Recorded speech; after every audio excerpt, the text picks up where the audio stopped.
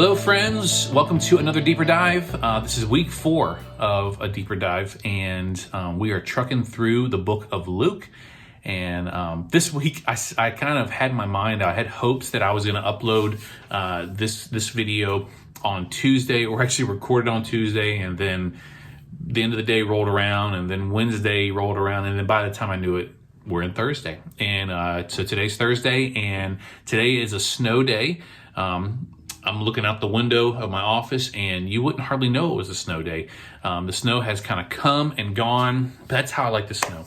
I like the snow to show up in the morning, and you can kind of go out and enjoy it. It's pretty. You can take pictures, be out there. We did some sledding, but then come the afternoon, I like for it to go away. But then the bad thing you're left with is all the mess. The melting snow and the water and everything. So it's going to be kind of messy, especially we have a puppy now. I don't know if you know that we have a puppy, and so we have to take him out to kind of house train him and stuff, and so that means we get to walk him in and out through the muck and all that stuff. But anyways, nothing to do with this, but so we're in the book of Luke, and we've been doing this. I can't remember if I said this last week or not, but I'll say it again today, that as we go further into this series in the book of Luke, we're going to be taking some bigger steps, bigger chunks, or bigger leaps, I should say, that we're going to be looking at. There's going to be more sections that we're going to skip over, because the book of Luke is just so long, and there's so many things that happen within it, and we're really trying to push on to Easter for us to end on, for us to be able to look at the death and the resurrection of Jesus on Easter. And so that's what we're aiming at. And so there's a lot of stuff. And so that's the point of doing a deeper dive, is that it gives me a chance to kind of maybe cover some sections or a passage that maybe I didn't get to cover it all on Sunday, or I want to dig a little bit deeper into it. And so that's what we're going to do today.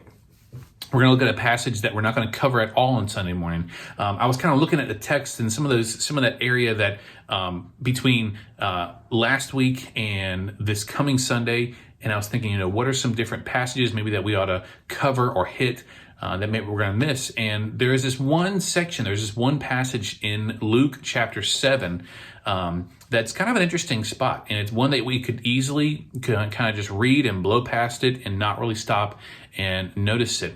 And so I'm going to read it to you if you want to just listen along, or you can pause this and grab a Bible and follow along. But either way, it says this. And this is Luke 7, verse 18.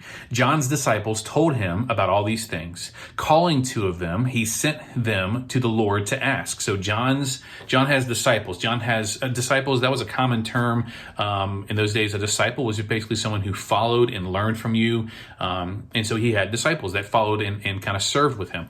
So it says, calling 2 of them, he sent them to the Lord. John sends 2 of his disciples to Jesus to ask, are you the one who is to come, or should we expect someone else? Now, real quick, let's stop there.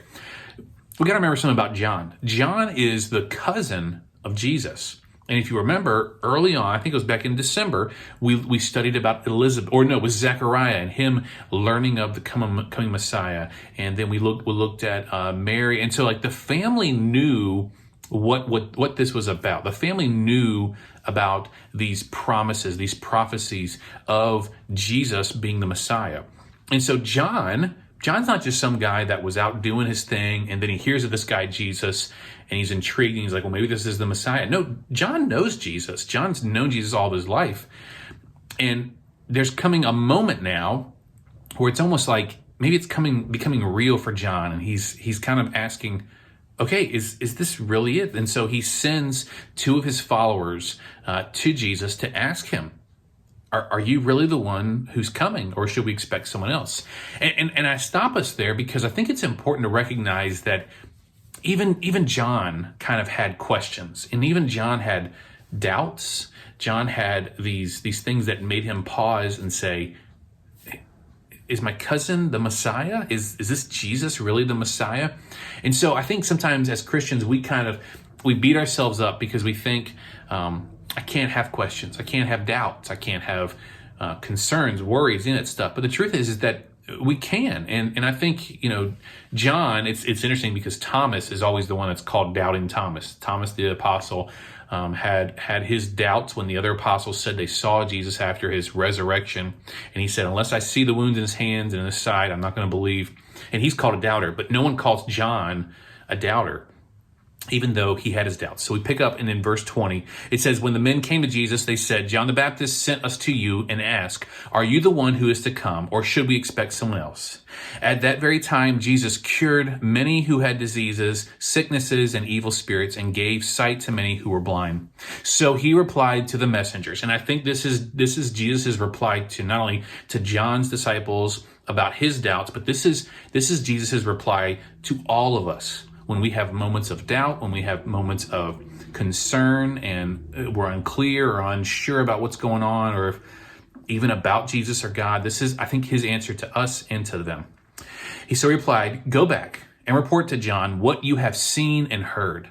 The blind receive sight, the lame walk, those who have leprosy are cleaned, the deaf hear, the dead are raised, and the good news is proclaimed to the poor. Blessed is anyone who does not stumble on account of me. Jesus says, well, just look at what's happening. Just look at the life change that is going on and ask yourself, where is this coming from? And it kind of answers itself there when we see the life change. And friends, I think it's kind of a similar thing for us.